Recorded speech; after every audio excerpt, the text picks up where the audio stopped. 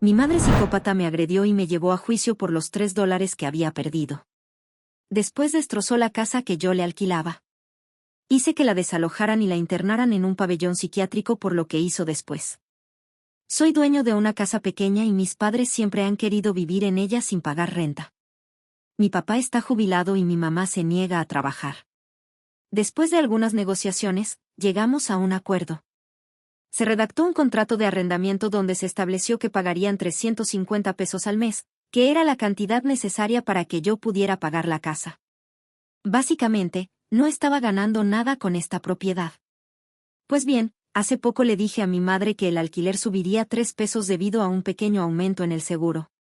Mi madre perdió el control.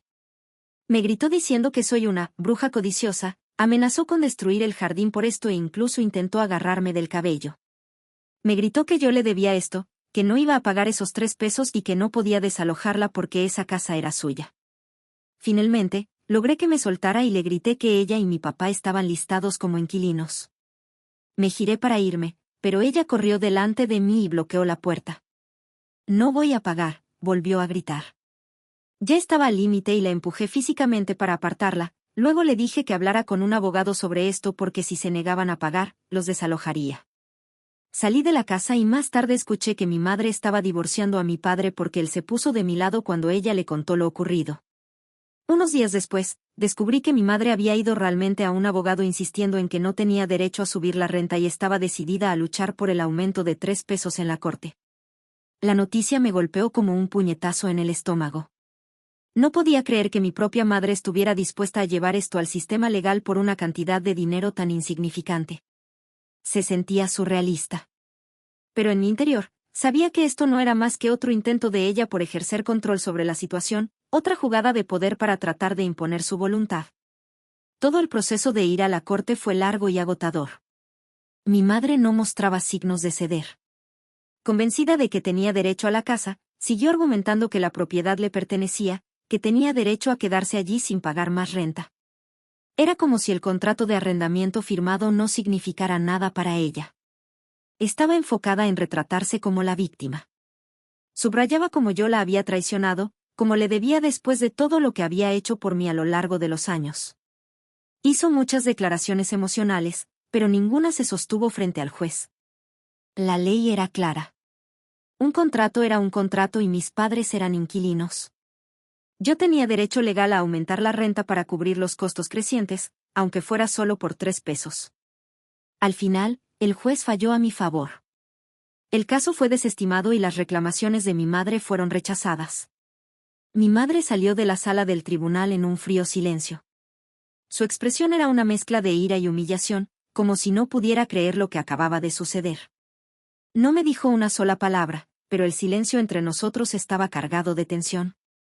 Sentía como si estuviera conteniendo el aliento, esperando la próxima explosión, sabiendo que solo era cuestión de tiempo. Pasaron unos días sin saber nada de ella. Pensé que tal vez eso sería el final. Tal vez finalmente aceptaría que había perdido. Pero eso era pensar con demasiado optimismo. Mi madre no era de las que dejaban algo fácilmente, especialmente cuando se trataba de control. No pasó mucho tiempo antes de que llegara la siguiente ola de drama. Una tarde, recibí una llamada de uno de los vecinos. Me dijeron que mi madre había estado en el jardín arrancando plantas y destruyendo todo. Para cuando llegué, el daño ya estaba hecho. El jardín, que una vez fue un lugar de belleza y tranquilidad, estaba completamente destrozado. Las flores habían sido arrancadas del suelo, las macetas estaban rotas y los pequeños árboles que había cuidado con tanto esmero estaban desarraigados. Parecía que un huracán había pasado por allí. Me quedé allí durante mucho tiempo, mirando la destrucción. No podía creer que mi madre hubiera llegado tan lejos. Su ira había alcanzado un punto en el que la razón ya no importaba. Ya no se trataba de los $3. Se trataba de probar un punto, de intentar controlar la situación y asegurarse de que yo sintiera el peso de su rabia. Sabía lo mucho que significaba para mí el jardín, y destrozarlo era su manera de mostrarme que aún podía lastimarme, incluso cuando no podía ganar en el tribunal. Sentí una profunda traición apoderarse de mí. Esto no era solo un momento de ira o una discusión acalorada. Esto fue deliberado. Se había tomado el tiempo de venir a la casa para destrozar algo que sabía que me importaba, todo porque no podía aceptar que le había pedido un pequeño aumento de renta.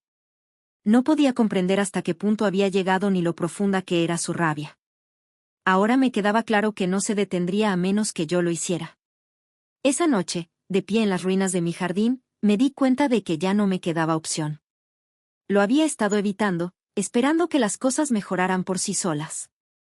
Pero ahora era obvio que no lo harían. Tenía que desalojarlos. No podía permitir que mi madre siguiera viviendo en la casa, no cuando era capaz de este tipo de destrucción. La decisión pesaba sobre mí, pero sabía que era la única opción que quedaba. Presenté los papeles de desalojo a la mañana siguiente. El proceso se sintió frío e impersonal, como una ruptura final del lazo entre nosotras. Pero tenía que hacerlo. Mi madre me había empujado hasta este punto, y no había vuelta atrás. Cuando finalmente se entregó el aviso de desalojo, la reacción de mi madre fue tan explosiva como esperaba. Vino a mi casa golpeando la puerta, gritando que la había traicionado, que le debía algo, que nunca se iría. No abrí la puerta. No podía enfrentarla en ese estado. Llamé a la policía, y ellos vinieron a sacarla de la propiedad. Mientras la llevaban, gritaba que me arrepentiría, que se aseguraría de que pagara por lo que había hecho. Sus palabras me hirieron profundamente, pero no reaccioné. Estaba demasiado cansada. Toda la situación me había agotado, y no podía seguir enfrentándome a su ira. Solo quería que todo terminara. El proceso judicial del desalojo se prolongó, pero finalmente el juez falló a mi favor. Una vez más, mis padres recibieron 30 días para desalojar la casa. Sabía que mi padre cumpliría, pero mi madre era otra historia. Se negaba a irse en silencio. En los días previos a su partida, hizo que la casa fuera insoportable. Escribió mensajes de odio en las paredes, dejó basura esparcida por las habitaciones y continuó intentando intimidarme con llamadas telefónicas y amenazas. El día que finalmente se mudaron, sentí una mezcla de alivio y tristeza. Mi padre se fue sin decir mucho. Parecía derrotado, destrozado. Lo ayudé a encontrar un pequeño apartamento cerca, y aunque me lo agradeció, era evidente que el divorcio y el conflicto con mi madre le habían pasado factura. Esto no era lo que había imaginado para su jubilación, y la culpa me pesaba, aunque sabía que esta situación no era mi culpa. Después de que se fueron, la casa se sentía vacía y fría. Alguna vez había sido un lugar de consuelo, pero ahora solo era un recordatorio de todo lo que había salido mal. Pasé las semanas siguientes limpiando el desastre que habían dejado. Arreglé lo que pude, pero algunos daños eran demasiado profundos para simplemente cubrirlos. Las palabras de odio garabateadas en las paredes no solo habían dejado una marca en la casa, sino también en mí. Después de que mis padres se fueron, pasé semanas limpiando y tratando de restaurar la casa a algún tipo de normalidad. Las palabras llenas de odio que mi madre había escrito en las paredes fueron lo primero que abordé. Las fregué y las pinté, intentando borrar la rabia que se había incrustado en la casa. Cada habitación se sentía como un recordatorio de la batalla que había tenido lugar allí. Pero sabía que no podía seguir pensando en ello para siempre. El jardín fue lo siguiente. Replanté las flores que ella había arrancado, llené las macetas con tierra nueva y traté de devolverle la paz que el espacio alguna vez me había dado. No se trataba solo de reparar los daños físicos. Esta era mi forma de avanzar. Pero a pesar de mis mejores esfuerzos por distanciarme de la situación, mi madre no había terminado de causar caos. Aproximadamente un mes después del desalojo, recibí una llamada de la policía. Habían arrestado a mi madre por allanamiento. Al parecer, la habían visto merodeando por la propiedad a altas horas de la noche, mirando por las ventanas, paseando por el jardín. Un vecino llamó a la policía preocupado por su comportamiento errático. No me sorprendió cuando recibí la llamada. Su enojo siempre la había vuelto impredecible. Pero la idea de que estuviera rondando la casa por la noche me inquietaba. Recordé sus amenazas, la forma en que gritaba que nunca me desharía de ella. Y todo tenía sentido. No podía dejarlo ir. La policía me dijo que la habían detenido y llevado para interrogarla. No la retuvieron mucho tiempo, solo unas pocas horas. Pero el incidente me hizo darme cuenta de que su estado mental podría ser peor de lo que pensaba. Nunca había sido así antes, al menos no hasta este nivel. Su enojo siempre había sido agudo, pero nunca había visto este nivel de obsesión e inestabilidad. No mucho después del incidente de allanamiento, comencé a notar otras señales de que algo no estaba bien. Mi padre, que había estado mayormente callado desde el desalojo, me confesó que mi madre estaba actuando de manera cada vez más errática. Mencionó que había empezado a perder contacto con la realidad, obsesionándose con la casa, conmigo y con la manera en que su vida se había desmoronado. Dijo que estaba convencida de que yo estaba en su contra, que estaba conspirando para hacerle daño. No sabía qué hacer. Y, por primera vez, vi miedo en sus ojos cuando hablaba de ella. Luego, una noche, recibí otra llamada. Esta vez era de mi tía Karen. Me dijo que mi madre había sido internada en una sala psiquiátrica después de su arresto por allanamiento. Su comportamiento había seguido deteriorándose y había empezado a arremeter contra cualquiera que intentara ayudarla. Mi tía la llevó al hospital tras un estallido particularmente violento, y decidieron ingresarla para una evaluación más profunda. Según mi tía Karen, mi madre estaba completamente inestable, alternando entre la ira y una profunda depresión. Estaba convencida de que todos estaban en su contra y se había convertido en un peligro, no solo para ella misma, sino también para quienes la rodeaban. Escuchar que mi madre estaba en una sala psiquiátrica me llenó de una extraña mezcla de emociones. Parte de mí se sentía culpable, como si de alguna manera la hubiera empujado a este punto, aunque sabía que eso no era cierto. Otra parte de mí sentía alivio al saber que, al menos, estaba en un lugar seguro, donde no podía seguir haciéndose daño a sí misma ni a los demás. Era extraño pensar en mi madre en un lugar como ese. Siempre había sido tan fuerte de carácter, tan controladora. La idea de que estuviera indefensa en un hospital me parecía surrealista. Pasaron algunas semanas. Mi padre y yo nos mantuvimos en contacto, tratando de apoyarnos mutuamente tras las secuelas de todo lo que había sucedido.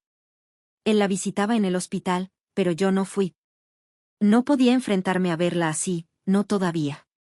Necesitaba tiempo para procesar todo, para aceptar el hecho de que mi madre había perdido el control de tal manera. Entonces, un día recibí otra llamada. Esta vez era del hospital. Mi madre había sido dada de alta.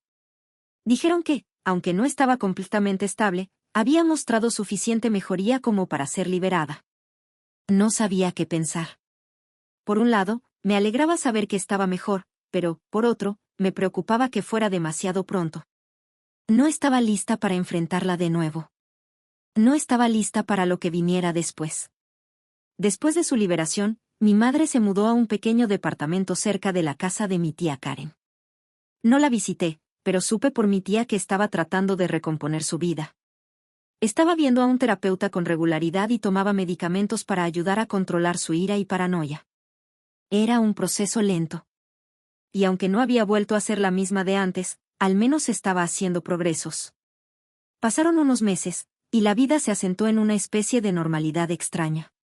Pasaba mis días trabajando en la casa, continuando con la reconstrucción de las partes que habían sido dañadas, tanto física como emocionalmente.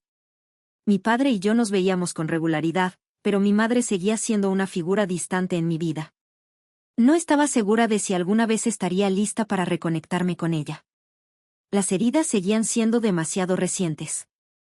Pero una noche, recibí una llamada que lo cambió todo. Mi madre había sido arrestada de nuevo. Esta vez no era por allanamiento. Había regresado a la casa, había roto una de las ventanas y había comenzado a destrozar el jardín una vez más. Los vecinos llamaron a la policía, y cuando llegaron, la encontraron en medio del patio, gritando y arrancando plantas, tal como antes. Se la llevaron esposada. Y supe que esta vez las cosas habían ido demasiado lejos. Al día siguiente, fui a la estación de policía para averiguar qué estaba pasando. Me dijeron que a mi madre le habían presentado cargos por vandalismo y allanamiento, y que estaba siendo retenida para una evaluación psiquiátrica. Esta vez no se trataba solo de la casa, ni de la renta o del aumento de $3. Se trataba de su salud mental, del hecho de que había perdido el control de sí misma y de sus acciones. El proceso judicial por el cargo de vandalismo tomó varios meses, pero al final, el juez dictaminó que necesitaba ser internada en una institución psiquiátrica a largo plazo. Esta vez no sería una estancia temporal. Era una solución más permanente. Los médicos habían determinado que su estado mental era demasiado inestable para que viviera sola, y que representaba un peligro, no solo para ella misma, sino también para los demás. Saber que mi madre sería internada en una institución psiquiátrica trajo una sensación de cierre a todo lo que había sucedido. Fue desgarrador en cierto sentido, pero también un alivio. Sabía que ahora estaba en el lugar adecuado, donde podría recibir la ayuda que necesitaba. Pero al mismo tiempo, sentí que el último hilo que nos conectaba se había cortado. Ya no era la misma persona, y no estaba segura de si alguna vez volvería a hacerlo. En los meses siguientes a su internamiento, me enfoqué en reconstruir mi vida. Mi padre seguía viviendo cerca, y con el tiempo nos volvimos más cercanos. Ambos llevábamos el peso de lo que había sucedido con mi madre, pero no hablábamos mucho del tema. Había un entendimiento silencioso entre nosotros de que ese capítulo de nuestras vidas había terminado y que teníamos que seguir adelante. La casa, que antes estaba llena de tanta tensión y enojo, finalmente se había convertido en un lugar de paz nuevamente. Había replantado el jardín por segunda vez, y las flores florecían más brillantes que nunca. La casa volvía a sentirse mía, ya no estaba atormentada por los recuerdos del pasado. En cuanto a mi madre, recibía actualizaciones de vez en cuando de mi tía. Ella estaba tan bien como se podía esperar en la institución psiquiátrica, pero no la visitaba. No estaba lista para enfrentarla. Y no estaba segura de si alguna vez lo estaría. La distancia entre nosotras se había hecho demasiado grande. Y aunque esperaba que ella encontrara algo de paz en su propia vida, yo tenía que concentrarme en encontrarla en la mía.